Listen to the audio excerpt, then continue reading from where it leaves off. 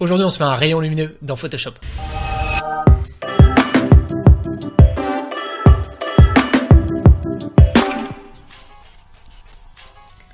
Salut, c'est Alex pour la retouche, j'espère que vous allez bien. En tout cas, je vais super bien. Donc aujourd'hui, je vous propose un tutoriel pour sublimer un paysage. Donc ça va changer un petit peu des portraits. On va voir donc comment mettre en place un rayon lumineux sur une source lumineuse, à savoir un soleil ou alors un flash, une lampe artificielle.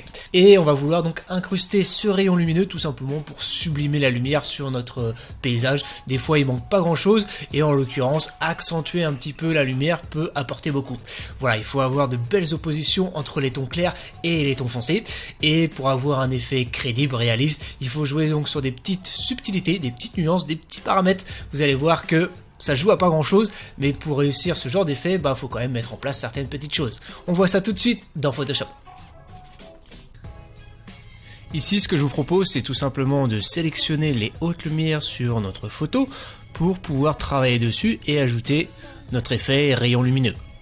Et bien sûr, si vous voulez pratiquer donc cette technique, je vous invite à télécharger la photo qui se trouve dans la description sous la vidéo. Donc pour ça, il existe différentes techniques.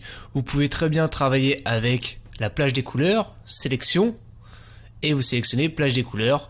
Vous faites une sélection sur votre arrière-plan type ciel, haute lumière. Là, je vous invite à mettre la tolérance comme vous le souhaitez. On va dire pratiquement à 200. Ici, sur la prévisualisation, je vous invite à rester sur cache noire pour bien comprendre donc votre sélection. Et une fois que vous avez bien compris donc la tolérance, je vous invite à la réduire comme ceci. Voilà, afin de vous focaliser uniquement donc sur les tons clairs. Ici, on peut tout simplement se mettre à 200 et ensuite créer un masque sur le bas. Donc, vous cliquez sur OK. Donc, votre sélection est active. Je vous invite à faire un CTRL-C et un CTRL-V donc pour coller votre sélection sur un nouveau calque que vous allez renommer rayon, comme ceci. Vous allez désactiver l'arrière-plan pour remarquer tout simplement que votre calque rayon contient donc les informations de haute lumière. Donc ça, c'est une première solution. Vous pouvez aussi vous rendre directement dans couche, faire un clic gauche sur la couche RVB, donc là vous sélectionnez vos tons clairs, vous revenez sur calque et là vous faites CTRL-C et CTRL-V. Vous désactivez l'arrière-plan et c'est à peu près le même rendu, sauf que vous allez avoir un petit peu plus de tons moyens, voilà, qui vont s'ajouter à votre sélection. Donc on peut bien sûr revenir en arrière sur l'historique. Je reviens aussi sur la deuxième option, visibilité du calque avec les couches. Donc vous voyez qu'on a sélectionné un peu plus de orange, dont de tons moyens, à savoir donc les gris présents sur notre photo.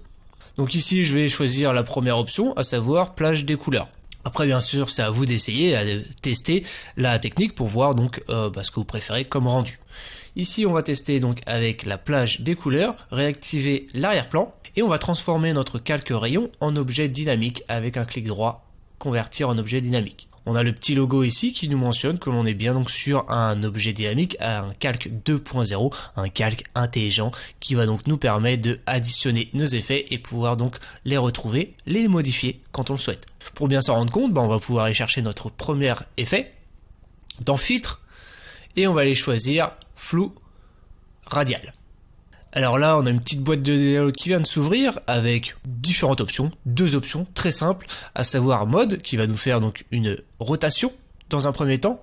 Donc vous avez bien sûr l'aperçu sur la vignette centre ou alors le zoom. Voilà, observez donc les tirets, si j'augmente la valeur comme ceci, je vois bien que je suis sur un zoom, j'ai l'impression d'être absorbé. On va ici pousser la valeur à fond, voilà.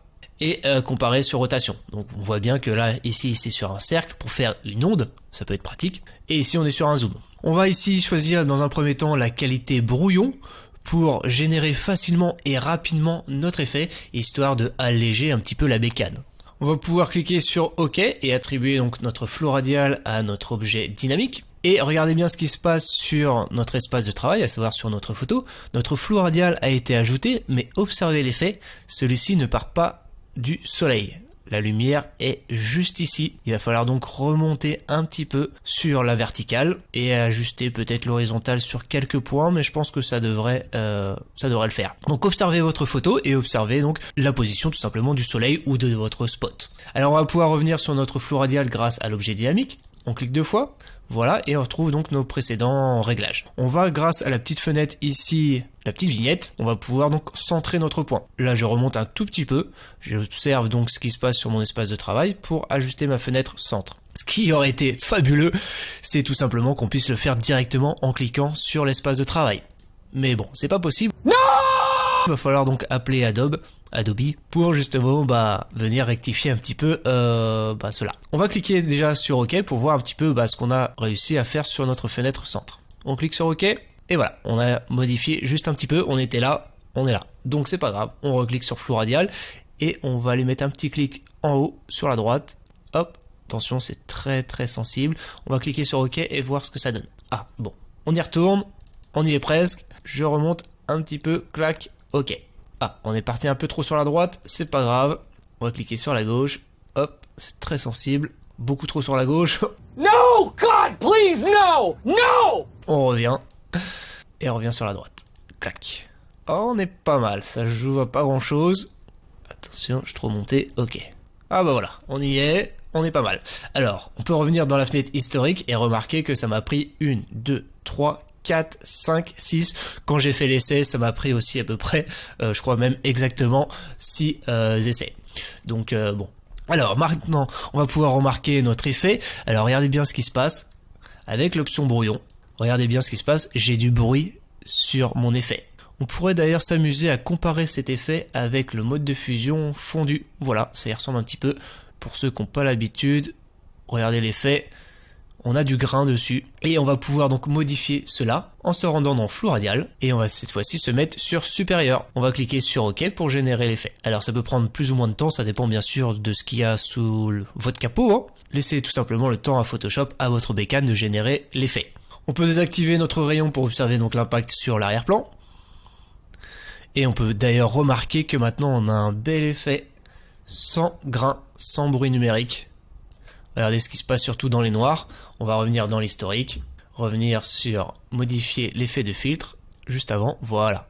Donc là on remarque qu'on a un sacré bruit, hein, c'est normal, on était en effet brouillon.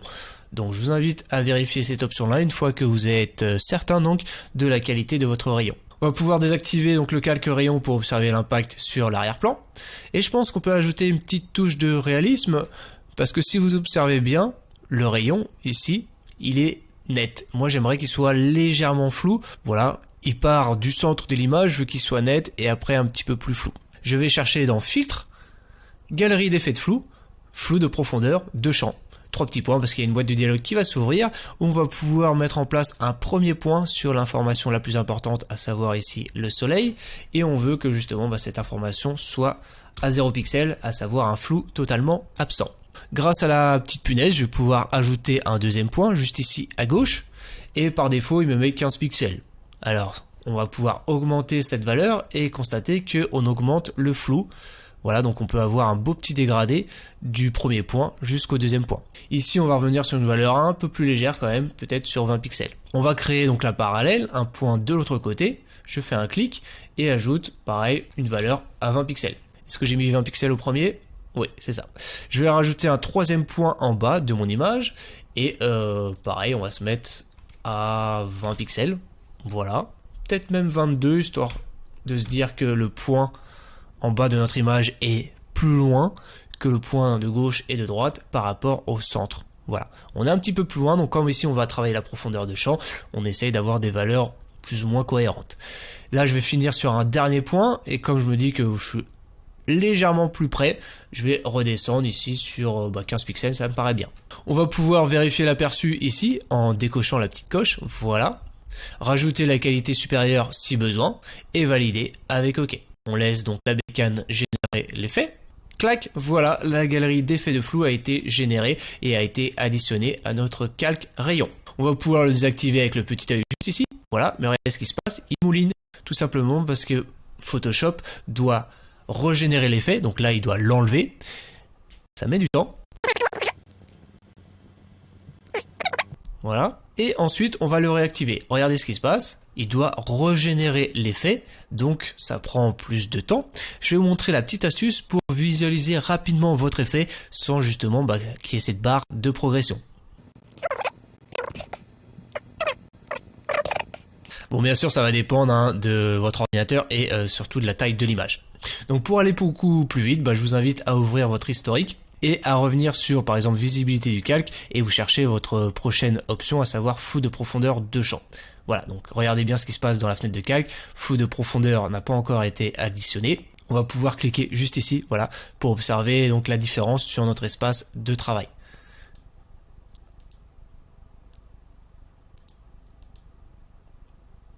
Donc pour observer votre effet, je vous invite à le visualiser directement dans la fenêtre historique. Ou alors vous pouvez aussi cliquer sur le petit œil, voilà, ça va encore beaucoup plus vite. Et il n'a pas besoin donc de régénérer l'effet. Alors maintenant, pour aller chercher un petit peu plus de réalisme et travailler le détail, on se dit que notre rayon, on n'aimerait pas qu'il s'affiche sur les ombres. Étant donné que notre rayon lumineux passe entre les feuillages, entre les feuilles, entre les branches, entre les troncs d'arbres. Par conséquent, notre rayon lumineux est censé être masqué sur les ombres. Il va passer certes devant, mais sur les ombres, le rayon lumineux doit être absent. Donc ce que je vous propose de faire, c'est de créer ici un masque de fusion dans la fenêtre de calque. Celui-ci vient s'additionner donc automatiquement au calque actif, à savoir le calque rayon, et par défaut il est en blanc, ce qui veut dire que la totalité de nos pixels présents sur le calque actif, à savoir ici rayon, sont visibles. Il va falloir donc chercher la couleur opposée pour les masquer, et par défaut, Photoshop comprend donc qu'on veut travailler sur un masque de fusion, et sélectionne directement dans le nuancier du noir. Voilà, donc on se met sur du noir, on vérifie, clac. Ok, et on va prendre dans un premier temps un outil pour masquer, à savoir le pinceau, raccourci B. On vient donc sélectionner le pinceau dans la barre d'outils. Si, comme moi, vous avez par exemple le curseur ici qui est en forme de croix, ça veut tout simplement dire que vous avez donc la touche majuscule d'enfoncier. Voilà, vous cliquez dessus, vous tapez plutôt la touche majuscule, et vous vérifiez donc votre diamètre. On va pouvoir modifier le diamètre juste ici et surtout vérifier la dureté donc pour avoir une forme bien douce, voilà, des bords bien doux pour avoir donc de belles transitions sur notre couleur noire, sur notre masque de fusion. Donc vous pouvez peindre directement avec un clic gauche comme ceci avec votre souris, mais bon, vous allez voir que c'est pas très pratique, surtout si vous avez l'habitude comme moi d'avoir une tablette graphique. Donc ici je prends mon stylet et je vais peindre directement sur les ombres comme ceci. Pareil ici, et je remarque donc que mon effet disparaît tout doucement.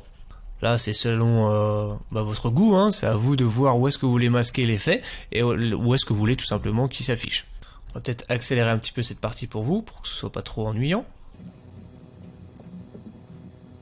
Voilà, on peut bien sûr vérifier le masque de fusion avec Alt, clic gauche comme ceci, et on peut bien sûr repeindre pour ajuster. Alors pour aller plus vite, ici je pars à une opacité à 50%, je vais juste taper 0 sur le pavé numérique pour arriver donc à une opacité à 100%. Voilà, ça va aller un petit peu plus vite.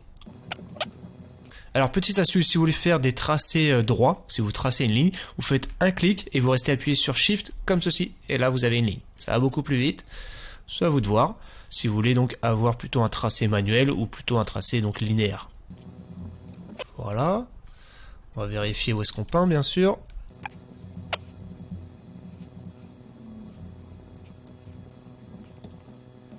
Et ce qu'on va vouloir faire maintenant, c'est aller plus loin et se dire qu'il est peut-être possible donc de teinter un petit peu donc la couleur de nos rayons. Pour ça, c'est très simple, on vient ici choisir couleur unie et on va attribuer une première couleur. Alors, on pourrait prendre une couleur comme ça un petit peu au hasard dans le nuancier. Moi, ce que je vous invite à faire, c'est déjà à cliquer sur OK, à désafficher votre fond uni et à venir sélectionner ici dans le nuancier votre petite pipette et voilà, vous cliquez donc sur l'espace de travail, sur votre photo, sur des tons clairs colorés. Ici je vais prendre les feuillages, au sol peut-être, non plutôt dans les arbres, ok, et je vais mettre sur une valeur très simple, voilà, pour bien comprendre et ajuster ensuite mes valeurs. Alors, saturation, ici on va se mettre à 90 et en luminosité on va se mettre à 100. Je clique sur OK, réaffiche l'effet comme ceci, et maintenant ce qu'on veut c'est avoir un impact uniquement sur les rayons, parce que là on a un impact donc sur la totalité de notre image, on voit plus rien, nous c'est pas du tout ce qu'on veut, et ce que je vais faire, je vais me placer entre fond 1 et rayon, cliquer sur Alt ou Option pour ceux qui sont sur Mac, une petite flèche apparaît et me certifie tout simplement que je vais pouvoir écrêter fond 1 sur rayon, clic gauche et c'est réglé. Donc le résultat est plutôt surprenant, voire pas très esthétique. Ce qu'il nous faut faire, c'est tout simplement modifier le mode de fusion pour avoir un impact différent sur rayon et arrière-plan. Donc ici, sur la fenêtre de calque, je vais venir choisir un mode de fusion pour avoir un impact sur la luminosité et la couleur. Ici, je vous invite à tester éclaircir. On va éviter tout ce qui est pollution visuelle et supprimer le masque de fusion, comme ceci. Voilà, puisque de toute manière, on a un impact uniquement sur rayon. Donc, ce qu'on peut faire maintenant, c'est ouvrir fond uni et venir modifier la couleur. On avait dit ici plutôt 30, la saturation on avait dit 90, et la luminosité on va se dire 100. Saturation on va dire 100 aussi. Voilà, on commence par la valeur la plus importante, et on va faire pareil avec la teinte. Donc là on a un peu trop orange, on va se mettre sur 40. Et ensuite ce que je vous invite à faire, c'est à cliquer sur Shift et flèche du bas, comme ceci, pour modifier donc tous les 10 la valeur. Donc là on sait qu'on est beaucoup trop rouge, on va remonter sur 40, encore une fois on remonte, et là on voit qu'on a un peu trop acide. Donc on va se dire que sur 40, on pourrait peut-être mettre, allez, 42. 44, ouais, je pense qu'à 42 on était pas mal. On va pouvoir passer à la saturation avec la touche tab, ça va encore plus vite. On est sur 100, je pense qu'on a un petit peu trop de saturation, on va se mettre ici sur 90. Et la luminosité, on va descendre. Alors là c'est trop sombre, la couleur disparaît. On va remonter sur, allez, 98 et cliquer sur OK. On va renommer notre rayon ici 1. On peut bien sûr revenir sur le mode de fusion éclaircir. Cliquez sur éclaircir, là vous allez voir tout simplement une petite barre, un petit encadré bleu autour de votre mode de fusion qui vous certifie donc que vous allez pouvoir modifier donc votre mode de fusion directement avec les flèches directionnelles. Assez pratique donc pour se concentrer sur l'espace de travail. Flèche du bas et j'atterris sur superposition. Flèche du haut, je reviens sur éclaircir. Flèche du bas, superposition. Densité couleur moins non, densité linéaire, pourquoi pas, couleur plus claire, ah c'est pas mal. Couleur plus claire, j'ai bien envie de le tester, de le comparer avec superposition. Donc je vais revenir dans l'historique et chercher le mode superposition, voilà, ici. Et comparer donc avec le mode couleur plus claire. Et je dois dire que je préfère superposition. On va juste revenir sur fond 1 et modifier un petit peu la teinte. Revenir sur 40, 30, allez, 34, ça me paraît bien. Et on va juste revenir sur la saturation et la pousser un petit peu à 100, voilà, ça me paraît bien. Et cliquer sur OK. Il ne nous reste plus qu'à désactiver donc fond 1, comme ceci, pour observer l'impact sur rayon 1. Et on peut bien sûr désactiver rayon 1 pour observer donc l'impact sur l'arrière-plan. Et par conséquent, on désactive aussi fond 1. Ok. Si votre effet n'est pas assez puissant pour vous, ce que je vous invite à faire, c'est à vous mettre sur rayon 1, clic droit, et vous faites dupliquer le calque ici. Voilà que j'ai perdu. Je vous recommande de le faire directement avec un CTRL-J ou un COMMAND-J, ça va beaucoup plus vite. Là, bien sûr, vous prenez le temps de le renommer pour être bien organisé, et vous le renommez, voilà, rayon 2, c'est super. Donc celui-ci vient s'additionner dans notre fenêtre de calque, et par conséquent, il est obligé de recalculer les filtres dynamiques. Il n'y a pas de souci, on le laisse bosser. Donc là, qu'est-ce qui s'est passé? Bah, on a tout simplement perdu notre écrêtage. Donc il faut prendre le calque fond 1, le placer sur rayon 1, voilà, comme ceci. Alt ou option, la petite flèche apparaît, on écrète, très bien.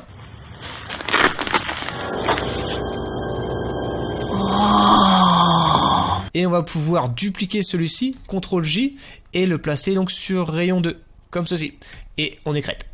Vous aurez pu bien sûr sélectionner vos deux calques et faire un CTRL-J pour dupliquer les deux d'un coup. Mais ici je voulais vous montrer donc la petite astuce. Si vous avez perdu votre écrêtage, il suffit tout simplement de le recréer, c'est tout simple. Donc c'est normal, si vous créez un nouveau calque entre deux calques qui sont écrêtés, vous allez perdre donc cet écrêtage là. Il faut donc recréer l'écrêtage par la suite. Il faut le savoir, ne vous laissez pas surprendre. Donc notre effet a été multiplié par 2, il est peut-être un petit peu trop fort. Donc ce qu'on pourrait faire, c'est déjà un petit peu l'étouffer sur l'extrémité. On va venir travailler sur notre masque de fusion, prendre cette fois-ci le dégradé, raccourci G, s'assurer d'être sur du noir, ok, et surtout d'avoir du noir ici avec une opacité là à 0%. Donc en gros on n'a qu'un dégradé de noir. Voilà, petite dédicace à ceux qui m'ont posé la question donc dans la précédente vidéo, à savoir, il me semble que c'est Romain. Voilà, on va se mettre sur un dégradé linéaire, mode normal, opacité 100%. Je vais faire un clic gauche comme ceci et aller plus ou moins jusqu'au soleil. Clac. Voilà. Pareil, je vais faire la même chose de l'autre côté. Hop, jusqu'au soleil pour avoir un beau petit dégradé. Et pareil,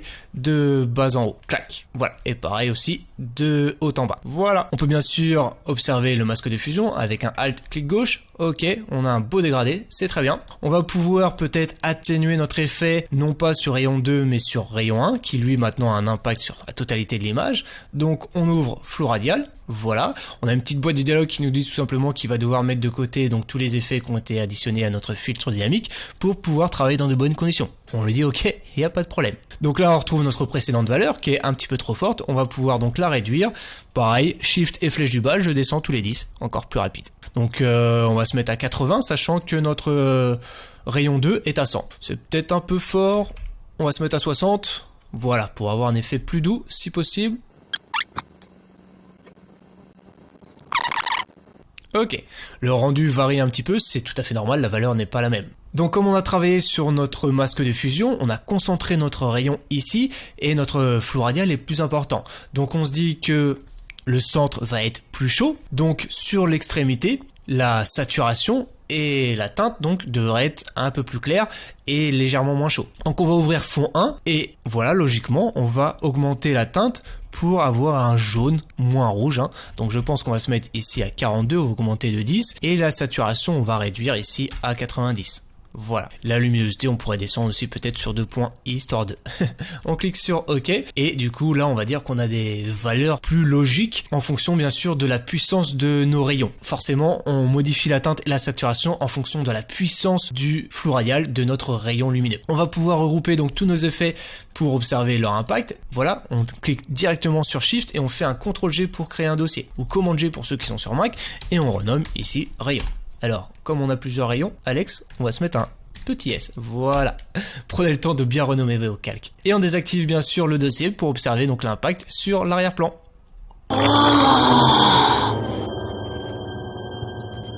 C'est de toute beauté.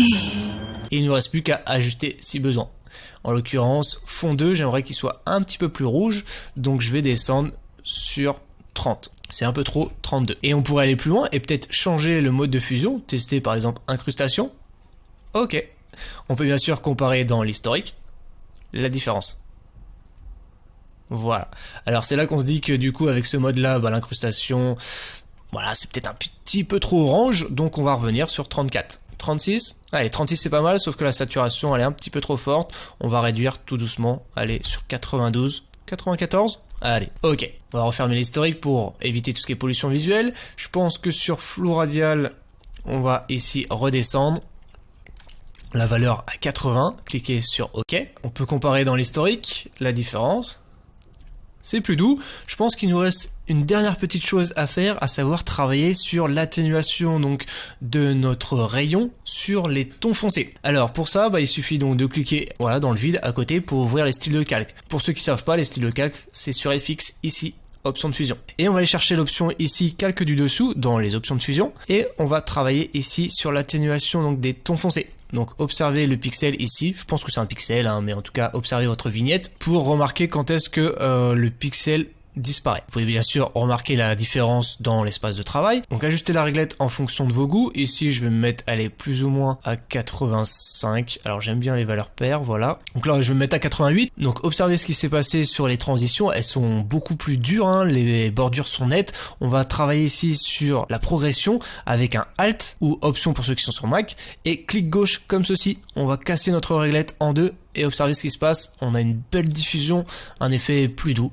On va pouvoir cliquer sur OK. Et il ne nous reste plus qu'à faire donc la même chose sur rayon 1. Je double-clique pour ouvrir donc les styles de calque. Et pareil, sur calque du dessous, je vais venir travailler ma transition sur une valeur là ici plus importante. Je vais venir casser ma réglette avec Alt comme ceci. Voilà. Et du coup, on a un effet beaucoup plus doux. On clique sur OK pour attribuer donc notre option au calque. On peut d'ailleurs la remarquer avec les deux petits carrés là, voilà, qui se superposent, qui mentionnent tout simplement qu'on est sur des styles de calque. On va pouvoir revenir dans l'historique pour observer la différence. Alors, chercher les styles de calque, voilà. Très bien. On va pouvoir refermer l'historique, comme ceci, pour se faire un petit peu de place, refermer rayon et observer donc l'impact. Voilà, donc l'effet semble plus doux, plus réaliste. peut-être même plus crédible. Voilà, ensuite je vous invite tout simplement à revenir sur vos différents réglages et à peaufiner et à ajuster donc chaque paramètre en fonction de la photo que vous avez en arrière-plan. Et venez jouer aussi, venez vous amuser donc avec les modes de fusion pour avoir un résultat peut-être plus intéressant, plus surprenant. Donc voilà, tout le jeu consiste à trouver la bonne combinaison.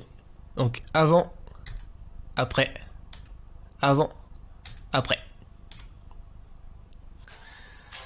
Donc voilà, comme vous avez pu voir, il y a pas mal de choses à mettre en place pour réussir, pour garantir, on va dire, cet effet rayon lumineux. Il faut avant tout travailler sur un objet dynamique, hein. On est obligé, parce qu'avec les effets que nous propose actuellement Adobe sur le filtre radial, je pense qu'il y a des petites choses à rectifier. On prend un petit peu de temps à bien positionner notre effet.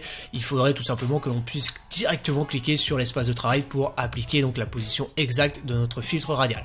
Ensuite, je vous invite à rajouter un petit fond uni pour ajouter une petite touche colorée. N'oubliez pas bien sûr de l'écrêter pour avoir un impact uniquement sur les calques inférieurs. Si vous considérez que votre effet n'est pas assez puissant, je vous invite tout simplement à le dupliquer. Et venez ensuite ajuster les petits réglages comme on a fait, teinte, saturation, luminosité.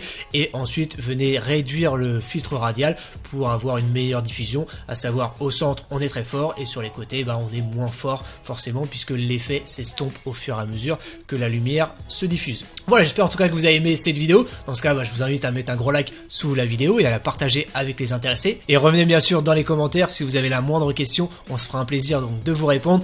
On avance et on progresse ensemble autour de notre passion, à savoir la photo, la retouche photo. Voilà, je vous invite aussi à cliquer dans la description, il y a pas mal de choses, il y a pas mal de tutos, il y a pas mal de formations aussi pour ceux qui souhaitent atteindre le niveau supérieur. Et ceux qui veulent en l'occurrence bien débuter en retouche photo, je vous invite à télécharger le guide. Là aussi, c'est gratuit dans la description, c'est pour vous, servez-vous. On se retrouve la prochaine fois donc pour une nouvelle vidéo. Ciao et bonne retouche.